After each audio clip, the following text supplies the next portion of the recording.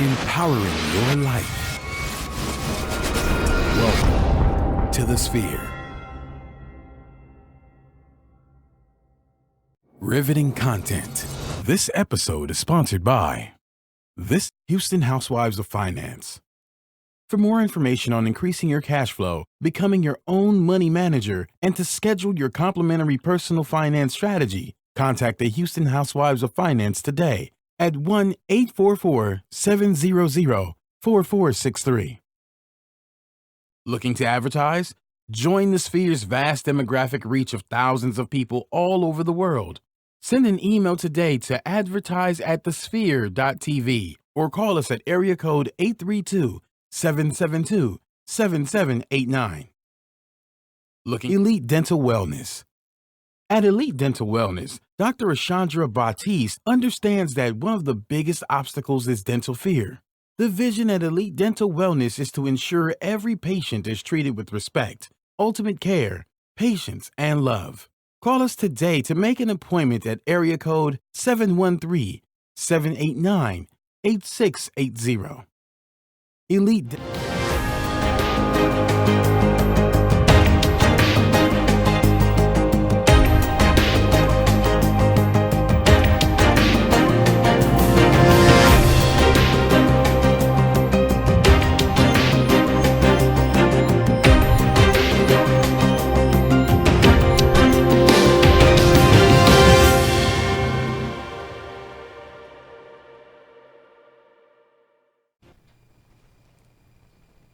Welcome to Injustice on the Sphere TV.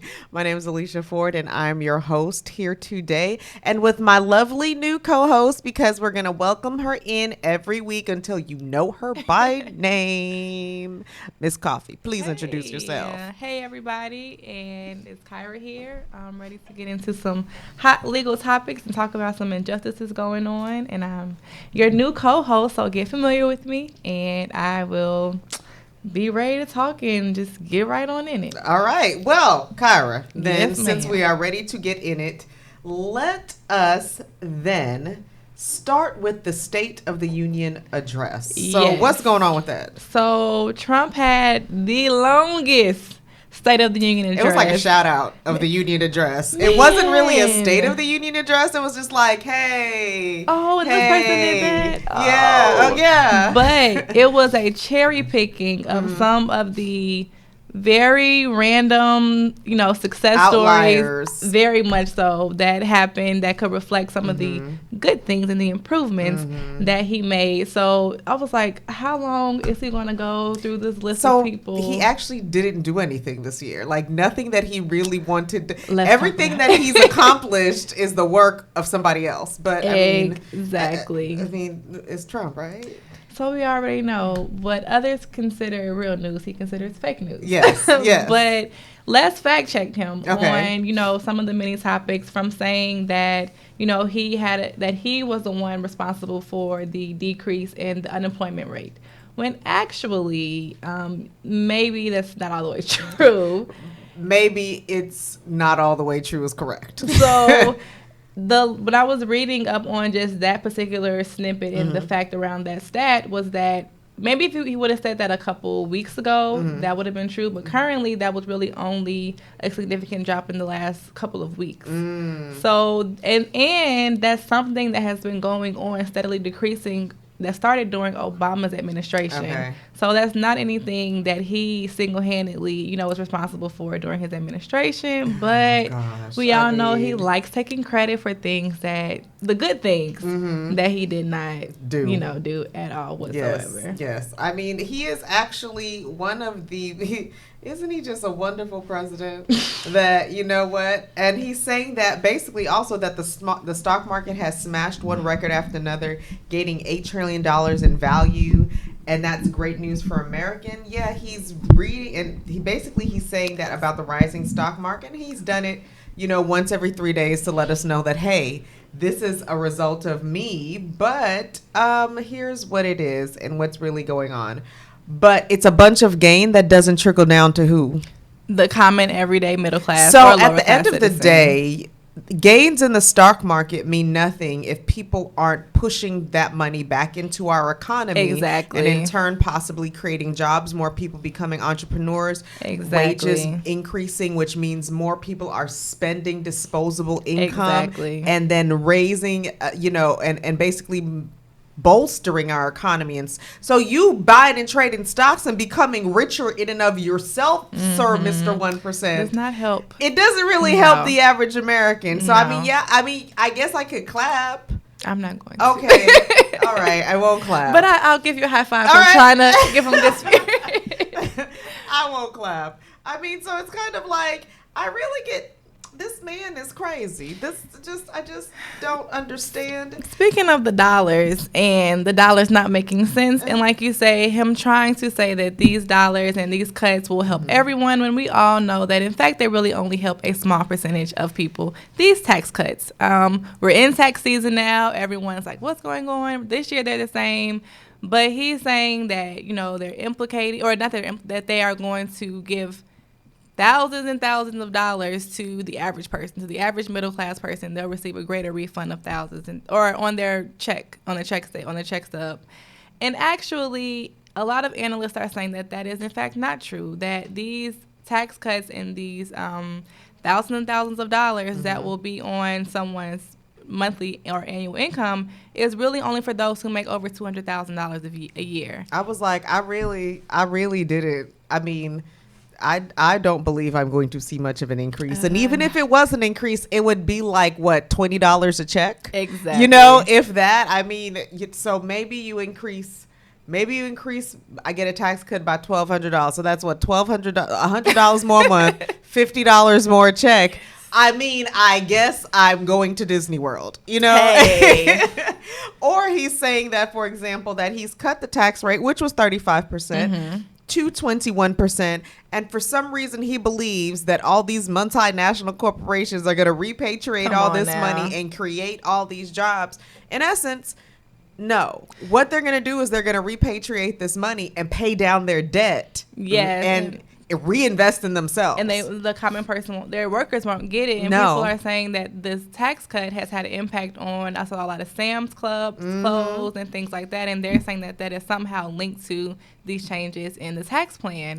Or just like the fact that when Trump, and he doesn't, how come, Mr. Trump, you didn't mention, remember when they were talking about the Carrier plant remaining open? They moved that right on back to Mexico like they intended sure to. They sure You know what, did. Carrier, you wrong for that. You wrong for selling us the okie doke. I really agree with that. But it was interesting that some of those workers that were Trump supporters, now that You're jaded. Those rose-colored glasses. To their door, they're like, hold on, this is not what you promised me. And let's not even talk about the fact that Trump said good, clean coal. What, sir? What is good, clean coal? And you know what? And I think that a lot of people aren't realizing that he wants to take off a lot of these restrictions on the EPA and on the environment. And these baby boomers, because that's who he's talking to. Right. These are the people that are really getting in Right. the undereducated. Yeah. I just won't say but undereducated. That you are not preparing for when you are actually just basically. They are. I want to say they're leaving themselves stagnated because they are not allowing them to. And let me just be honest. Growth is through change. Yes. I've never seen somebody change by staying the same. No. And so what happens is they're wanting these old coal jobs back. They're wanting, sir, no, coal is going to kill you. I remember seeing this something where the man that had the damn black lung was on Obamacare, would not be able to live without Obamacare, but was mad about Obamacare and still wanted to. Like, this is it's some kind of delusion of grandeur or I don't know what kind of, we call this in the community, we call this a root. I don't know what kind of root he put on his base. Yeah. But it's empowering. That Sajiwan princess, whoever is, from Ukraine or wherever, because him and his people love to be over there. Yeah. And so it's just a lot of what he's doing is not helping the average American. It's actually helping big business. And to say that our that his goal is to deregulate a lot of our government and regulations and agencies, and to say that that's a good thing. There's a reason why these regulations are in place. Yeah. They're in place to advance our society. They're in place to protect Yes. us. They're in place so that we don't try to self-govern ourselves because like, we won't. We saw what I mean. Let's just talk about when America became industrialized and they had no FDA. No. They would have thrown anything in a package and called it meat. People could have been dying and I mean, there needed to be some government regulation of these things because profit motive is going to stay profit motive, and they're always going to cut corners to bolster a bottom line. Exactly. And so this is kind of like, for example, it's just even when Volkswagen was changing their emissions, they are willing to do anything to bolster a bottom line. Exactly. And unfortunately, Trump is really, and his supporters, I'm really taking heart with you baby boomers. Y'all are the ones that are really resistant to this change. Like, go ahead and retire. Go ahead. Like, the rest of us, we need to make a life for ourselves. I get it. Y'all just need to retire and leave us alone, because they're always talking about millennials and Generation X, but I feel like they're the main ones who don't want to let go either. Yeah, because I would never think that a Gen X or a millennial would say, we want some coal, or we want to work in a coal mine. I want to pollute the environment so that my children could possibly be walking around with face masks like they do in some cities in China. When we're already concerned with that, with our pollution. We can actually look at another country in the world where people have to walk around because of the pollution. Exactly. And then we don't want to say that, I mean, it's Trump. I mean, what can we say? We can say a lot, but what else? I did like how the Joseph Kennedy III. Did you get a chance to see his speech afterwards? Yeah. I was like, okay, is that a little bid for president? I mean, he is a Kennedy. Yeah, that's true. They are in high-end port, doing whatever they do up there. But I think he gave a great speech. Yeah, he did. Whereas Trump didn't really want to talk about Russia, or he wanted to address things and make it seem like everything was good and it's or not. make every immigrant seem like they came here and killed everybody. Yeah. Like, literally, that's all that's immigrants a whole nother do. conversation. And they just come and murder people, apparently. That's really all Trump made me feel. And Americans are dreamers, too. Man, you've missed the whole point of what dreamers are and what that act is about. That is not to protect the American person. Like, okay. All right. So, thankfully, that is now behind us. We have, how many more to go? Look, I'm moving to Pluto. like I don't even want to be on this earth anymore. Well, hopefully, with all that's going on, just continue to keep yourself abreast of your local politics and vote. But let's talk about who's sponsoring this conversation that we're having. This portion of the show is sponsored by Houston Housewives of Finance. Did you know that only 4 states in the United States offer financial education? 33%, or more than 77 million of Americans, don't pay their bills on time. 39% of Americans carry credit card debt from month to month, and 39% of adults say that they don't have enough savings. Don't become one of these statistics. Let Houston Housewives of Finance advise you on increasing your cash flow and becoming your own money manager by scheduling your complimentary personal financial strategy. Contact Houston Housewives of Finance today at 1-844-700-4463 or email them at info@housewivesoffinance.com. Ask us how you can participate in a complimentary financial literacy workshop near you. Houston Housewives of Finance are the new faces of the new age of financial services. All right. So now we know how we can get our ducks in a row. Let's move those ducks on over to where are we going? To Kentucky. Another person in an administrative position of authority who was supposed to protect us and is just hanging us out to dry. Or just shooting us another. I mean, or giving directives. To shoot. Yes. So what's going on in Kentucky? Because I'm a little disheartened. So this is 2018 now, but apparently an acting police chief from Kentucky had instructed one of his officers when the officer asked him what to do if I catch a black teenager smoking marijuana, and he said, shoot them on sight. Actually, what he said was, F the right thing, if black, shoot them, and that is a direct quote. So this is madness. This came to light because there was an investigation against him, and this officer's name is Todd Shaw. And he has since been fired, and he is facing some legal lawsuits against him. But he is saying that he's not racist, and that these were just jokes, and that he didn't mean anything by saying just shoot them. So let's give a little bit more context. So it's okay. There's really no more context to give. Like, I mean, you are a police chief, and you're directing your officers. Specifically recruits who want to join, you are basically now putting in a culture in another person, a culture that and then he's and what was even more disgusting was that, you know, what he said, then you shoot them. Well, what happens? Well, how do you deal with the parents? And then he basically says, well, look, if the mother's hot, have sex with her, because I'm not even going to say what he said. If the father's hot, tell him to suck my genitals. Oh, Lord. And if the father's black, shoot him.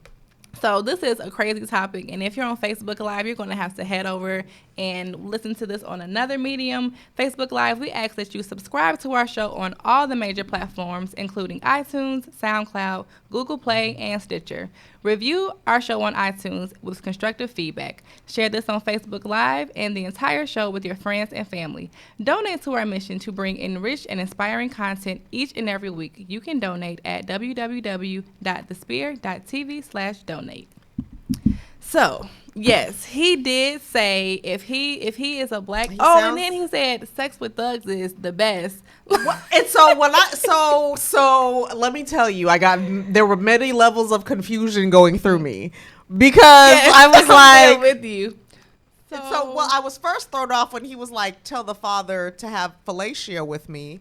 I was like, okay, something in you is conflicted. Very much so. And I feel like a black gay man turned you down. So the exact quote was when he was, so it was a joke. So the officer Shaw and the chief Shaw and the officer, they had been going back and forth on text messages. Yeah. So now this had become a joke. And the officer, who his name is not disclosed, had said to him in a joke, I'm going to rent Section 8, a low-income housing development around you. And he said, I like thug sex anyway. I need target practice. So this is all blacks are good for, is to have sex with them and then kill them. Yeah. Okay. And he had served for 30 plus years on the force. So this is someone who was given a badge, was given a gun, and was put in a position of authority and completely disrespected that authority and those that he was in line to protect and serve. And so me and you. Exactly. And I would actually just be, if he killed my son, then I guess he would look to me to see if we would then have sex. That's pretty much it. I guess because I'm grieving now, you know, this is just to show that, okay, this goes back to the State of the Union address, because this man has made racist more brazen. Yes. And he's been doing this for a long time, but I feel like even now something like this tells you that there's a culture and a hidden culture that we've all known because of the treatment that we've received as Black Americans in this country. Right. That thanks for social media, thanks for investigations, thanks for cameras, where people, we've always known. Right. We've always known there is an anti-Black.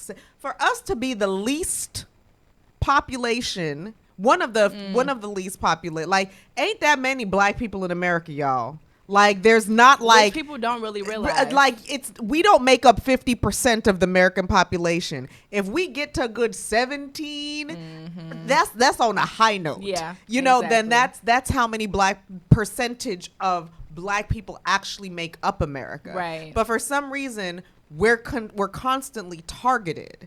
And with things like this, we've known that this always stems back, as we know, to slavery, institutional racism, civil rights. As I like to tell everybody all the time, civil rights just made it illegal to be patently racist. That's all it did. Exactly. It changed the heart of no white man. You know, it did not. I mean, that is a broad generalization.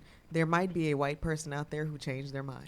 So there was this one crazy story about this white man who was a racist, but he like fell in love with this black woman. Just a sidebar. So it happens, very rare, but I don't believe that he stops his ideations about black people. That he just loves her as an individual. This one black woman. Gotcha. You see what I'm saying? So yeah. I don't really believe that he actually is just like, you know what? I love all black people now. Yeah. I think for some reason he will be able to set her aside as something different.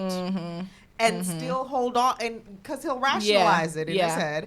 And this is a lot of what they do, and this is what these police people do. Yeah. They set black people aside as something different, not as regular citizens, not as people who deserve to be protected. And it makes them feel okay when they make these remarks and they make these actions because we're less than. We are not who they are truly supposed to protect because look at them. Look at, you know, and it's this kind of stuff that I wish more of it would come to light. Mr. Shaw, the fact that his attorney, as you said, could even say he is not a racist in any sense. Sir, what? What sense of the word are we using? That's Trump. That's the exactly, effect of Trump because Trump would say, "Oh, I said these things, but I'm not racist." And I just really wish people would stop being so stupid. You don't have to say it, Kyra, because I will. Stop being so stupid. Exactly. And it's because of the fact that, what did they say? Call a spade a spade? Exactly. Like, you can't call a spade a duck. Exactly. You can't call a spade a shovel. Exactly. Like, it just, and so that's true. They are now sitting here, actions speak louder than words. What are you talking about? His actions in his career, I'm sure he's put many a black person behind bars, lying on the stand, because that's what they do too. So speaking of that, they have now halted 24 open prosecutions in cases where the only evidence would have been Shaw's testimony, which, biased. Exactly. So those are just the ones that are open. I'm interested to know if they're going to go back and the ones that are closed and people are behind bars and he was the only one that gave testimony, are those now going to be reopened? And at that point, they'll probably be dismissed because there will be no other evidence. Yeah. So, which is good, because that's what you deserve. Yes. Do your job right or don't do the job. Very like, much go so. do something else. Go. I don't just go away. That's really how I feel about him. And Mr. Shaw, whatever happens to you, you had coming to you, and I fully support and full faith and credit every ounce of punishment that you would get, because I'm sure there are some black people sitting in that jail based on your testimony that should not, even if they may have done something, I'm sure the sentencing should not have been that harsh. Exactly. So, I'm done with him in Kentucky, but then I can move on over and get mad at Louisiana. Ooh, Lord. And in Louisiana, the federal appeals court ruled that inmates are not entitled to air conditioning. So basically what happened is there was a lower court ruling that said, hey, look, you know what? We can't let these jail cells get above 88 degrees. And, and they're basically... Which is still rather warm. Which is hot. Because, it's hot. Like, I don't even like to... could you imagine if your house was 88 degrees? No. So it's My not... house didn't go before. It's not even a comfortable temperature. Not at all. And so... basically, it said that the district court overstepped its authority by setting a maximum temperature for the cells. And this is the second time the case has come before the court. Apparently, they're saying they're not narrowly tailoring the issue. Look, and the inmates are like, dude. The first thing when I read the title, I was like, cruel and unusual punishment. Yes. Like, I was like, this is an 8th Amendment violation. You could look at a nation by the way they treat the people they punish, by the way they treat their prisoners. That's how you can look and tell the progress of a nation. And unfortunately, when we think about the fact that most of the people that'll be in Louisiana jails are minorities, they really don't give a damn if they are in 88. Death row. And I know most of you at home are thinking, you know what? They killed somebody. Do they really need to be comfortable? But that's not how it works. And you don't know the situations around the case, so that's not. And I'm sorry, what if, for example, this person's been appealing and new exculpatory evidence comes up and they never ever did it. Hello. Because that's been coming up All lately the a lot. time, yes. So you can't really say, well, and some people just didn't murder people. I mean, even in still, their sentence is death. Yes. You know, it's not like they're going to sit here and linger, you know, they are going to die. And it's not like we're saying, oh, let's give them comfortable situations. What- 88 degrees is We still did not say let's comfortable. take them out of the jail, put them up in A Trump nice Tower. resort, right. Well, we could put them in Trump. But we put them in some kind of nice spa where they Right, have, right. catered chefs and swimming pools. No, they're just like, dude, let us not sweat all day in here in the summertime. And guys, when you think about this, we're really talking about if you've never had some down south heat, get you some. Let me Like say, when I first moved here, I'm from Chicago. When I first moved, I was walking down the street one day and I was, okay, I need to go back in because I was like losing my senses and like I was like seeing stars. It was very It's hot. oppressive. Yes. It's yes. oppressive heat. You And have so- to get used to it. It's not comfortable at all. And they're not saying that, hey, let's bring it down. The issue that they're saying that is proper is to say that they need to have heat relief measures that can have a trigger temperature but not a maximum maximum temperature. So I had to Google, what is a trigger temperature? Like, what does that mean? So a trigger temperature is a trigger that sets a heat alarm. And a heat alarm is something that says the temps are high enough to start a fire.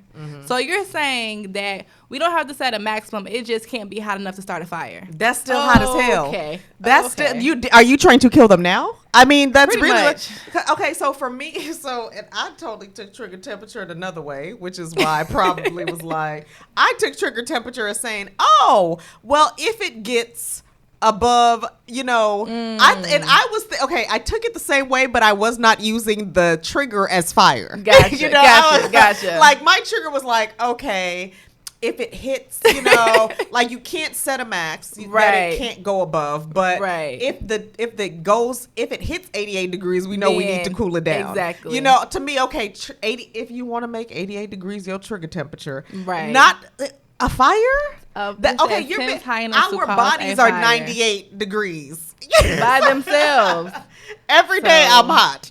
So I am this is ridiculous. I mean, I just wish that people would stop and just really think about what they're doing. Yes. And then I'm not saying free these people. I'm not saying make their lives easier, but I am saying that if you are going to hold this person here, it is just a basic human condition that they should at least be able to breathe Exactly. without suffering. They kill.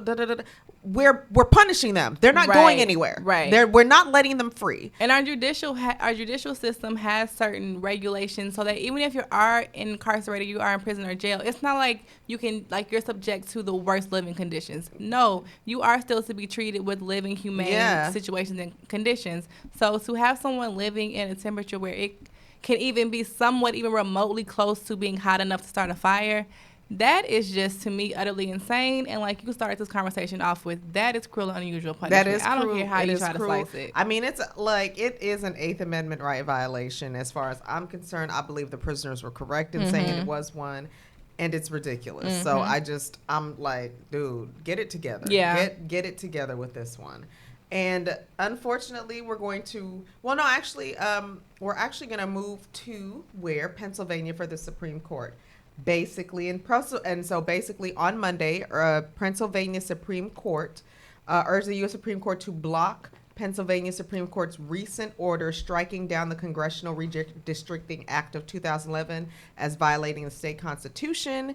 And basically what that is that the brief continues, the primary concern of Pennsylvania is that the Pennsylvania Supreme Court inserted itself into a fundamentally legislative process in contravention of the separation of powers. What does that all mean? The Pennsylvania Supreme Court came in and was just like, y'all redistricting in the wrong way.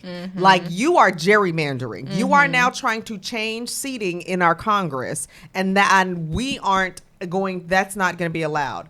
The litigants said, hey, no, the courts y'all court. Y'all make judicial decisions, y'all interpret the law.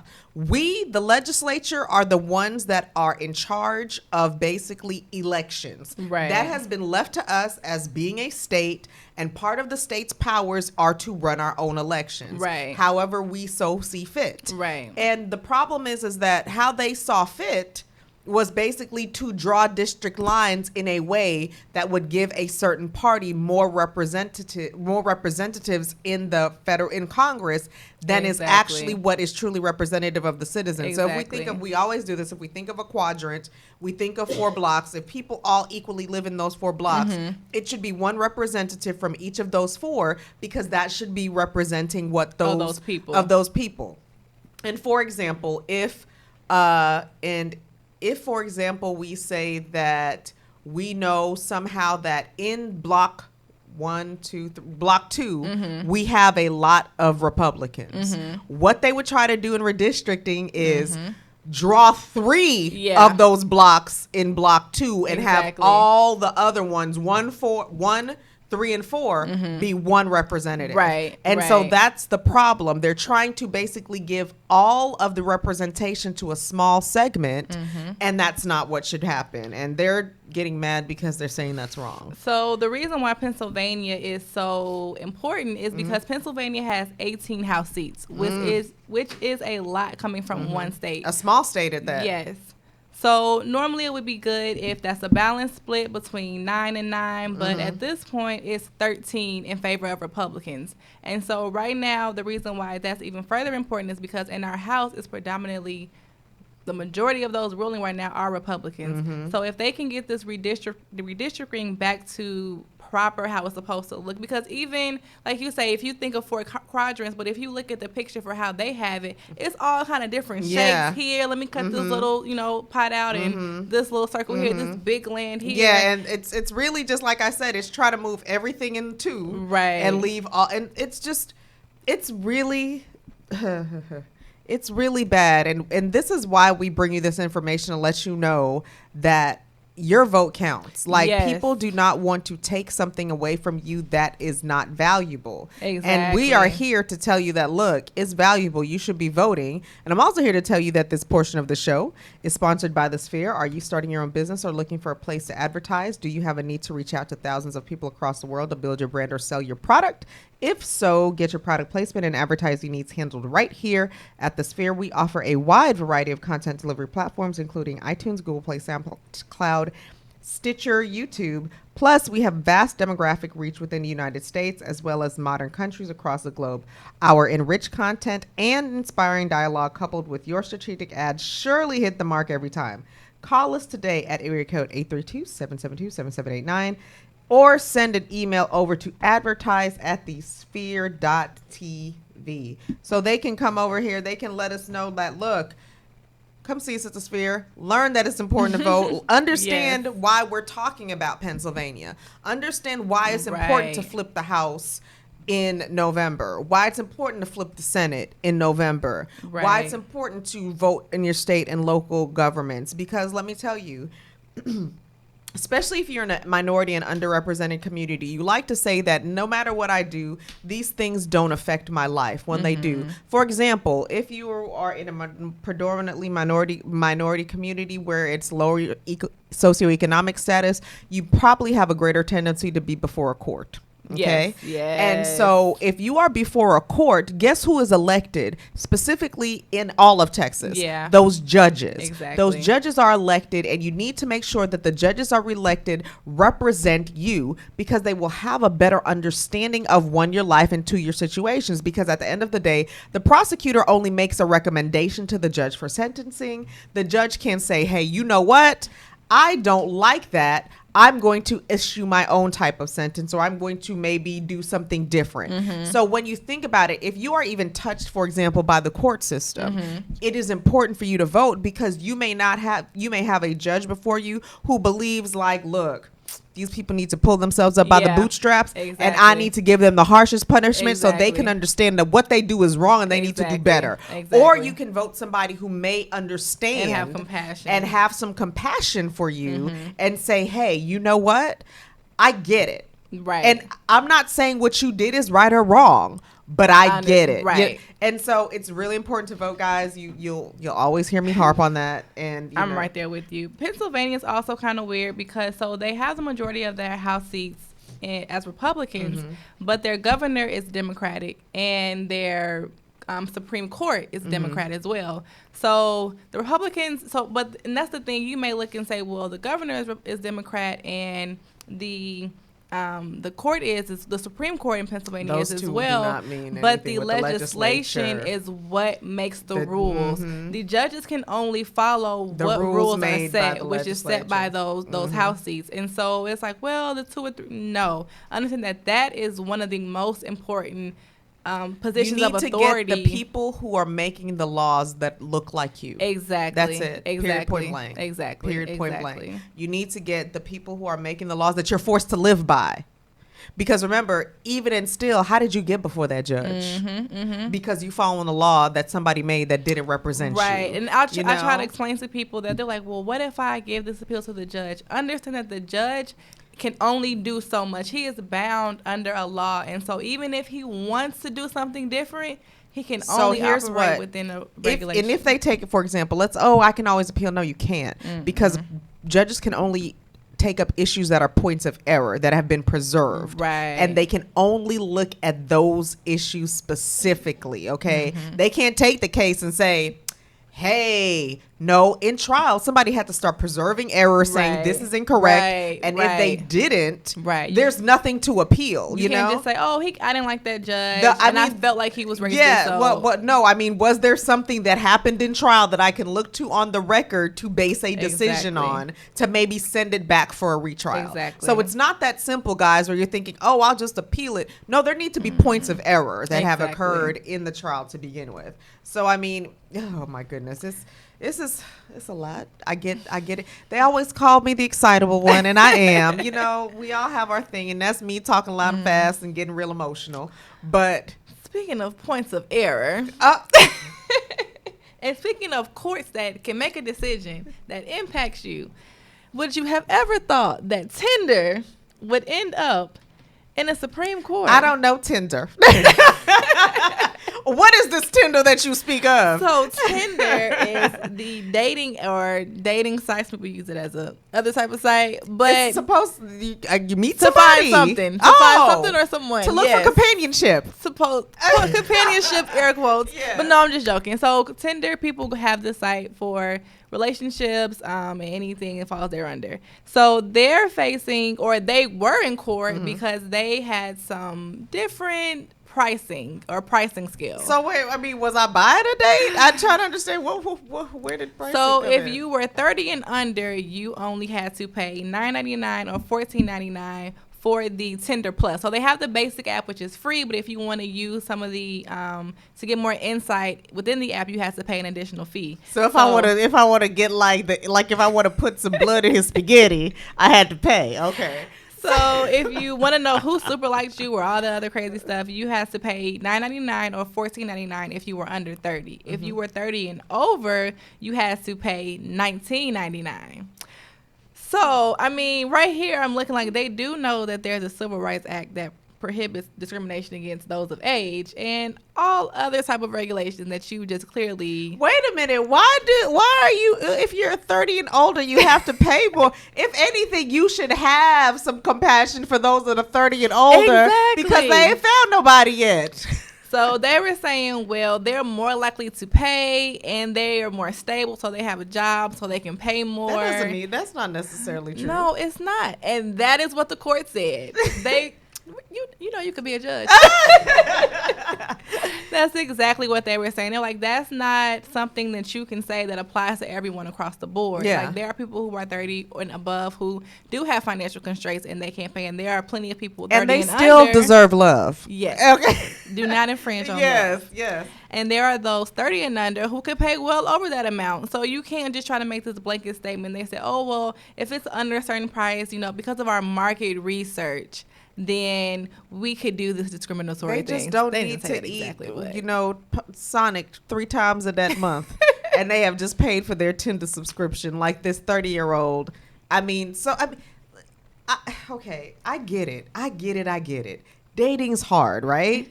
It is what it is, and you can't make it what it's not. But what it shouldn't be is you discriminating on a older person, Right? Because they are also, in essence, you are just sitting there discriminating because they're looking for love in Exactly. all the wrong places. Exactly. But and when you think about it, Tinder.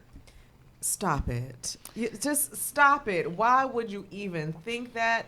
And basically appellate court said no matter what Tinder's market research may have shown about the young user's relative income and willingness to pay for the service as a group as compared to their older cohort, some individuals will just not fit the mold. And they are equally as budget constrained as you said. So the court is just like, dude, no. Let's just say if I were to say, okay, well, if you're 30 and above, then you'll pay this amount for rent. And if you're, lesser, if you're younger than 30, then I'm going to give you a lower Well, that rent. doesn't even make sense because think of all these little games where they target them to little kids. Yeah. And and you buy all these gems and tokens. I don't know what to do. I don't be doing the little games. Exactly. But so they buy all of these things in the games. I'm sure they're spending 20, and these are the youngsters that they're talking about also that they may be in these games and such spending. So I mean, it's kind of like, nah. And in that way, you need to do better in your marketing. If you feel like the only strategy you have to get someone to buy into your app is to make it more cheaper price for them. And that means it might not be that good of a service that you're providing. I'm just saying. Bye, Tinder. You're not nice. I mean, it's fine. If people want to pay for whatever dating app, that is absolutely their choice.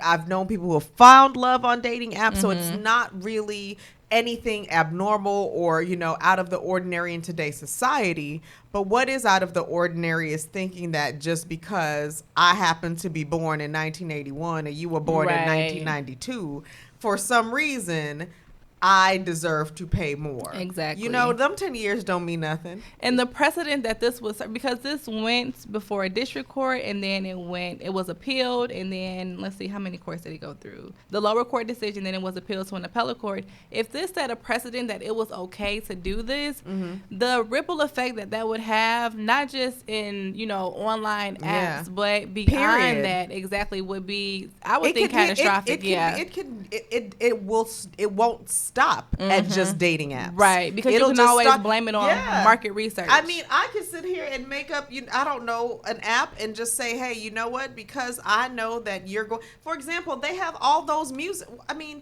when you think about it, we have apps like, Spotify and Apple Music. Yeah. And they don't sit there and say, well, I'm going to charge the 30-year-olds $1.99 for a song and then the 19-year-olds 99 cents. No, it's just. It is what it is. Pay for the song or don't listen to it at all. Exactly. And I think that's really the approach that Tinder should have took.